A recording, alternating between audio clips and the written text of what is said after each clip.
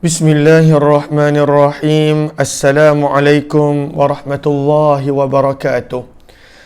Bismillah, alhamdulillah, wassalatu wassalamu ala habibillah Sayyidina Muhammad ibn Abdillah wa ala alihi wa sahbihi wa mawalah. Subhanaka la ilma lana illa ma 'allamtana innaka antal alimul hakim wa la hawla wa la quwwah illa billahil aliyyil azim. Allahumma rabbi syrah lana sudurana wa yassir lana umurana wahlul 'uqdatam min alsinatina yafqahu aqwalana. Allahumma fakkihna fid din wa 'allimna at-ta'wil bi rahmatika ya rabbal alamin walhamdulillahi rabbil alamin. Alhamdulillah thumma alhamdulillah. Apa khabar sahabat-sahabat semua? Selamat pagi, sabahun nur, sabahul khair. Kita bertemu dalam program Hayati Quran siri yang ke-455. Moga-moga dengan waktu yang kita berikan untuk mendalami, memahami, menghayati akan kalamullah, menjadikan kita semakin dekat dengan kalamullah, menjadikan bertambah cinta kepada kalamullah, dan kita berusaha untuk mengamalkannya insya-Allah. Lalu sebelum kita bermula, apa kata sama-sama kita perbetulkan dahulu niat kita. Moga-moga pertemuan ini adalah kerana Allah Subhanahu wa ta'ala. Nawaitu ta'alluma wa ta'lim wa tadhakkura wa tadhkir wa naf'a wal intifa' wal ifadata wal istifadah wal hatha ala tamassuki bi kitabillah wa sunnati rasulillahi sallallahu alaihi wasallam wa du'ai ila al-huda wa dalalati ala al-khair ibtigha'a wajhillah wa mardatih wa kurbih wa thawabih. Amin, amin ya rabbal alamin. Ahlan kepada semua. Saya nampak ramai yang berada di ruang komen. Waalaikumsalam warahmatullahi wabarakatuh. Kepada semua yang memberi salam, terima kasih. Kepada yang mendoakan, moga-moga Allah kurniakan doa yang sama kepada sahabat-sahabat semua. Amin ya rabbal alamin.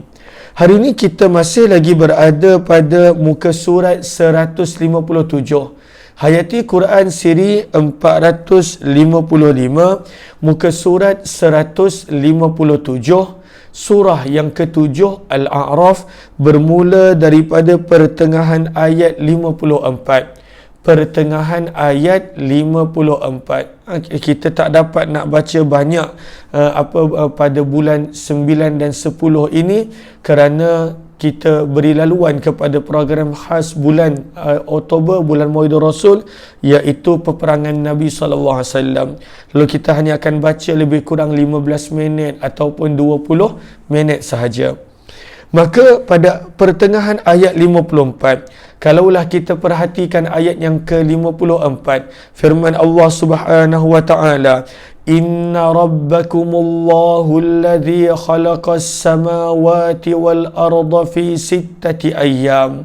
Telah kita jelaskan penerangan tentangnya. Thumma stawa 'alal 'arsy. Telah kita jelaskan penerangan tentangnya. Selepas daripada itu, firman Allah Subhanahu wa ta'ala, yughshil lailan nahara yatlubuhu hasitha. Maka Allah Subhanahu wa ta'ala mula menceritakan tentang siang dan malam. Kita mula daripada yughshil lailan nahara yatlubuhu hasitha. Apakah maksud yughshil lailan nahara yatlubuhu hasitha? Sebelum daripada itu, mohon jasa baik sahabat-sahabat untuk bantu share, bantu untuk kongsi, bantu untuk sebar luas, tag rakan-rakan yang lain. Moga-moga lebih ramai yang beroleh manfaat. Lalu adakah sahabat-sahabat jumpa? Saya lupa nak tanya. Pertengahan ayat 54. Yughshil lailan nahara yatlubuhu hasitha. Adakah sahabat-sahabat jumpa perkataan tersebut? Kalau nak ikut baris, ianya berada pada baris 2, 4, 6, 7. Baris yang ke-7. Berada pada baris yang ke-7, muka surat 157. Baris yang ke-7, muka surat 157. Okey, adakah sahabat-sahabat jumpa? Mohon komen terlebih dahulu. Sebab semalam kita tak sempat buat. Ahlan-ahlan, Kak Jamilah Ihsan, terima kasih. Jazakillah khairah. Terima kasih Zuhair M. Hashim kata dah jumpa. Okey.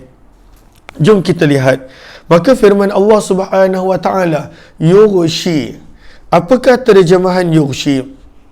Dalam bahasa Arab, perkataan yughshi, daripada situ datangnya taghsyiyah, memberi makna akan at-taghtiyatu was-sitr, maksudnya menutupi. Lalu Allah terangkan yang malam menutupi siang dan siang menutupi malam. Maka kenapakah dibawa perkataan menutupi? Mengapa tidak disebutkan di sini sebagai ganti? Sebenarnya apabila Al-Quran nak menerangkan tentang betapa luar biasanya, betapa indahnya, betapa menggambarkan keagungan Allah Subhanahu wa taala. Kalaulah kita perasan ketika mana tadi berlalunya malam, datangnya siang. Ketika mana datangnya siang, maka di antara kedatangan siang dan perginya malam, maka pada waktu itu tidak ada waktu yang mana tak ada kedua-duanya. Seolah-olah siang datang menutupi malam, maka tanpa kita sedar siang datang dan tanpa kita sedar malam telah berlalu pergi. Lalu sebab itu digunakan perkataan menutupi. Dalam tafsir Al-Wasit disebutkan di sini, maka ketika mana datangnya siang, mughtiyan lil lail, seolah-olah dia tutup malam, maka pada waktu itu berlalu pergilah kegelapan perlahan-perlahan, dan datangnya pada waktu itu mudhi'ah, menjadikan bercahaya. Lalu daripada sini kita nampak bagaimana bukanlah macam contoh tukar, maka bila kita tukar sesuatu ada gap tengah-tengah. Tidak, Allah gambarkan betapa indah, luar biasa kudrah Allah Subhanahu wa taala, di mana ketika mana berlalunya kegelapan malam dan bila mana datangnya cahaya siang, maka pada waktu itu seolah-olah siang datang menutupi, dan tanpa kita sedari malam telah berlalu pergi dan siang telah muncul, tiba dan datang menjelma. Lalu itu nak menggambarkan pada waktu itu bahawa tak ada gap di antara siang dan malam. Yughshil lailan nahar. Begitu juga bila datangnya malam, nanti maghrib, cuba kita tengok tanpa disedari. Sebab itu manusia tak hargai bila datangnya malam, padahal malam itu membawa kegelapan, siang itu adalah cahaya terang. Maka bila datangnya malam seolah-olah dia menutupi akan siang, maka perlahan-perlahan datangnya kegelapan malam dan berlalu perginya cahaya siang. Maka Allah Subhanahu wa taala terangkan dengan bahasa yang orang-orang Arab pada zaman itu mudah faham, dengan bahasa yang manusia mudah faham. Allah Subhanahu wa taala terangkan yughshil lailan nahar, yang mana menutupi siang dan malam, menutupi siang dan malam. Bila datangnya siang, dia akan tutup malam, malam punya kegelapan berlalu pergi tanpa disedari. Bila datangnya malam, malam akan menutupi siang, maka berlalu perginya siang tanpa disedari. Masya Allah, betapa hebatnya ciptaan Allah Subhanahu wa taala. Lalu adanya pertukaran siang dan malam, Allah sebutkan di tempat yang lain dalam Al-Quran. Tujuannya adalah untuk manfaat manusia. Untuk manfaat manusia. Lalu pada waktu siang, manusia pada waktu itu berusaha, bekerja, berikhtiar, mencari rezeki. Dan ketika mana tibanya malam, pada waktu itu manusia berehat, manusia pada waktu itu tidur, dan manusia pada waktu itu dia cas balik tenaga yang dia telah guna. Itu manfaat dia. Maka jangan pula kita jadi terbalik. Siang tidur memanjang, malam pada waktu tu bangun. Pada waktu orang Al-Quran dan juga Allah jadikan tubuh badan kita untuk rehat, maka kita tak berehat. Pada waktu yang Allah jadikan tubuh badan kita untuk bekerja, berusaha, mencari rezeki, berikhtiar, pada waktu itu kita tak buat. maka kita telah rosakkan sistem badan kita tanpa kita sedari, sedikit demi sedikit. Maka tujuan pertukaran siang dan malam adalah untuk manfaat manusia. Pertukaran siang dan malam sebenarnya menunjukkan kepada kekuasaan Allah Subhanahu wa taala yang esa. Dan pertukaran ini berlaku dengan cepat. Lalu Al-Quran sebutkan yatlubuhu, lalu malam mengikuti siang. Begitu juga sebaliknya, siang mengikuti malam. Hasitha, dengan tepat. Hasitha juga memberi makna cepat. Lalu pertukaran itu berlaku dengan cepat. Dia tak ada gap tengah-tengah. Tak ada gap yang mana kita tak boleh nak panggil siang dan kita tak boleh nak panggil malam. Tak ada. Dia sangat cepat. Bila ketika mana pergi sahaja siang, malam dah muncul. Ketika mana dah berlalu sahaja malam, siang dah tiba. Maka daripada sini Al-Quran nak terangkan bagaimana mereka ini sangat tepat dan cepat. Yatlubuhu hasitha. Firman Allah, yatlubuhu, siang mengikuti malam dengan cepat dan tepat. Dan malam mengikuti siang dengan cepat dan tepat. Tak ada gap tengah-tengah. Tak ada waktu yang mana bukan siang dan malam di tengah-tengah. Maka ini indahnya ciptaan Allah Subhanahu wa taala. Pada siang dan malam yang berlaku setiap hari, kita tak mengambil pengajaran, kita tak mengambil ibrah, kita tidak mengambil iktibar. Padahal pada pemerhatian siang dan malam, di situ kita akan nampak kekuasaan Allah Subhanahu wa taala.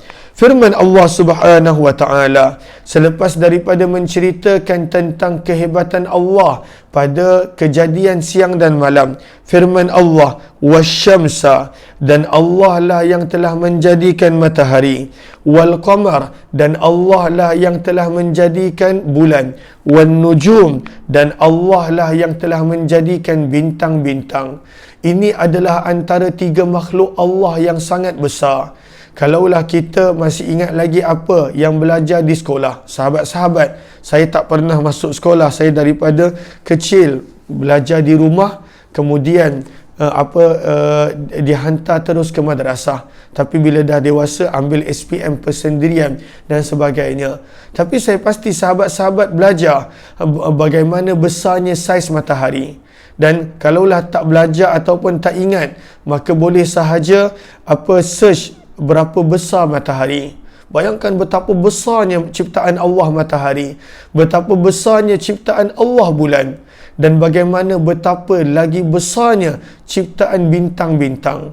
Lalu semua makhluk yang besar ini, apakah sifat dan sikap mereka dengan Allah? Firman Allah Subhanahu wa taala, semua ciptaan-ciptaan yang besar ini musakharat, semuanya tunduk patuh, semuanya taat kepada siapa? Bi amrih, terhadap perintah Allah. Amar juga boleh memberi makna kehendak, terhadap kehendak Allah. Lalu bayangkan semua makhluk-makhluk yang besar ni tunduk patuh taat kepada Allah.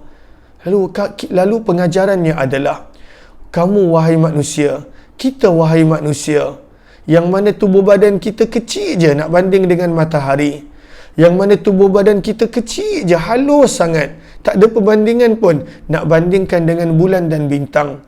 Kenapa sombong benar, susah benar nak taat dan patuh kepada Allah? Lalu sebab itu Allah ingatkan, wasyamsa, matahari, wal qamar, bulan, wan nujum, pada waktu itu bintang-bintang, musakharat, semua ini tunduk patuh taat bi amrih, terhadap kehendak Allah. Sebab mereka sangat-sangat kenal Allah. Lalu mereka pada waktu itu tunduk patuh dan Allah. Mereka, pernah tak kita dengar matahari pada waktu itu merajuk? Matahari pada waktu itu protes. Matahari pada waktu itu marah dengan Allah, maka dia tak nak keluar.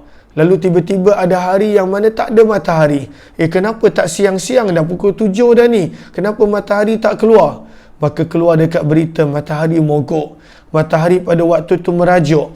Matahari pada waktu itu dia tak nak keluar sebab dia marah dengan Allah.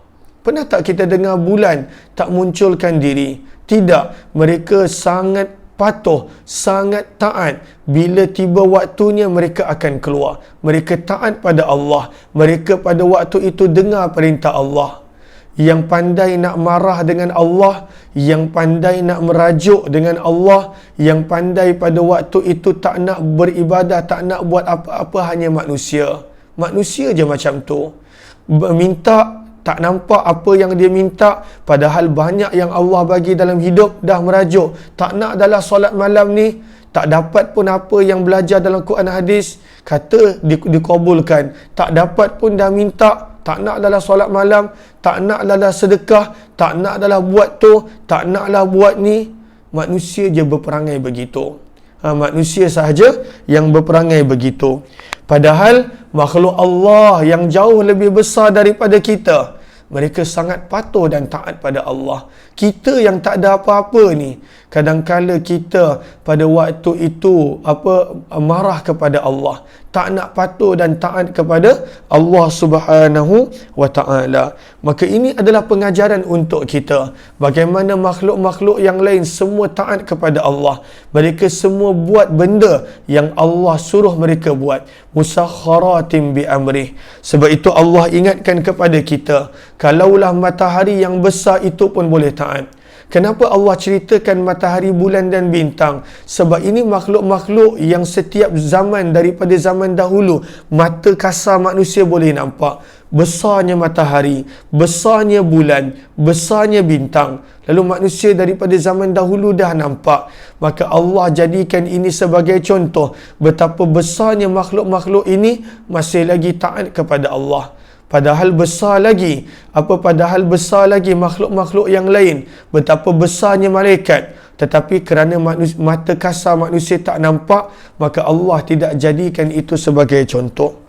Maka Allah ingatkan kita, ala, ingatlah, dengarlah, ketahuilah, lahu, hanya milik Allah, al-khalqu, segala ciptaan, wal amar, dan segala perintah, dalam kurungan kehendak. Semuanya milik Allah. Maka jangan sombong dengan Allah. Semuanya milik Allah. Maka sepatutnya patuh dan taat kepada Allah. Semuanya milik Allah. Maka sepatutnya pada waktu itu bersikaplah sebagai hamba Allah Subhanahu wa ta'ala. Daripada ayat ini kita juga boleh belajar betapa sabarnya Allah dan betapa banyaknya Allah beri peluang kepada manusia. Bayangkan berapa banyak maksiat yang kita buat. Bayangkan betapa banyak kita melengah-lengahkan tanggungjawab dan perintah Allah terhadap kita. Allah berikan tanggungjawab. Allah perintahkan kita. Berapa banyak yang kadang-kala kita lengahkan. Apatah lagi kalau abaikan. Tapi Allah tak terus hukum kita. Allah tak terus seksa kita. Allah beri lagi dan lagi peluang. Lalu betapa penyabarnya Allah dengan perangai kita. Betapa penyayangnya Allah dengan beri peluang lagi dan lagi kepada kita. Sebab itulah pada hujung ayat disebut, Tabarakallah, Maha Suci Allah, Rabbul Alamin, Tuhan semesta alam. Apabila manusia dah kenal bahawa Allah pemilik segala-galanya, maka barulah kita faham ayat yang berikut, ayat yang ke-55. InsyaAllah kita akan sambung esok. Minta maaf, kita tak dapat nak baca banyak kerana sebentar lagi jam 9.10 pagi, kita akan ada program khas Maulidur Rasul, peperangan Nabi SAW. Kita jumpa nanti pada jam 9.10 pagi insyaAllah. Mudah-mudahan perkongsian pada pagi ini adanya manfaat. Amin ya rabbal alamin. Wabillahi taufiq wal hidayah. Assalamualaikum warahmatullahi wabarakatuh. Terima kasih semua.